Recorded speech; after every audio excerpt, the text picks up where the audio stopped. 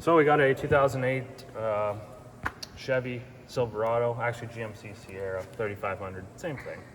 6.6 liter Duramax.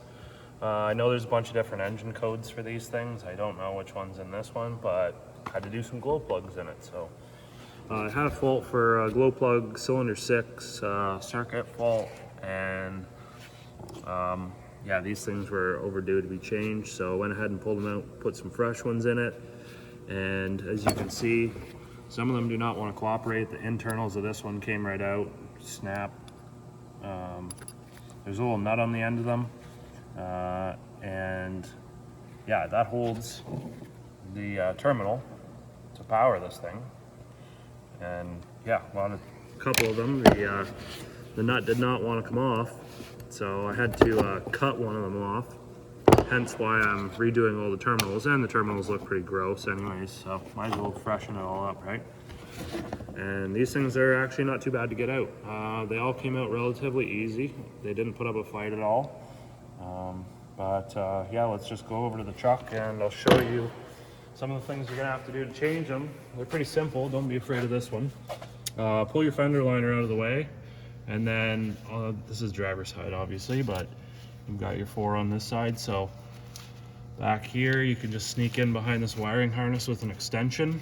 They're a 12 millimeter, use a 12 millimeter deep socket to get on there. This next one that's in here, you can just get onto, nothing's in the way. The third one up, you do have to move the steering shaft. So there's an 11 millimeter bolt down at the steering box where the intermediate shaft bolts to. So you just undo that and pop it up out of the way. You don't have to take it off. You can just undo it off of the steering box, and that'll give you enough room to get to it. And then the one closest to the front, all I did was take this charge air cooler pipe. I took the boot off of there just to move this out of the way enough, and that'll give you enough room to sneak in and get that off. But yeah, as you can see, some of the wiring isn't the nicest. They could be cleaned up, but honestly, there's a bit of corrosion and stuff on the wiring, so I'm just gonna chop those off and do it all fresh. On the other side, it's even easier. Literally just pull the fender liner and everything's right out in the open. You don't have to worry about nothing in the way. It's just the only thing you might run into is taking off the small 8 millimeter nuts. At least there was 8 millimeter nuts that were on it.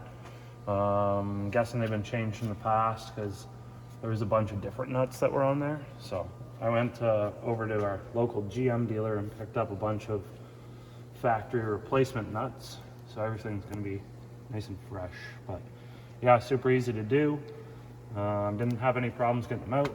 If you got any questions, throw them down in the comments below, and don't forget to hit that subscribe button.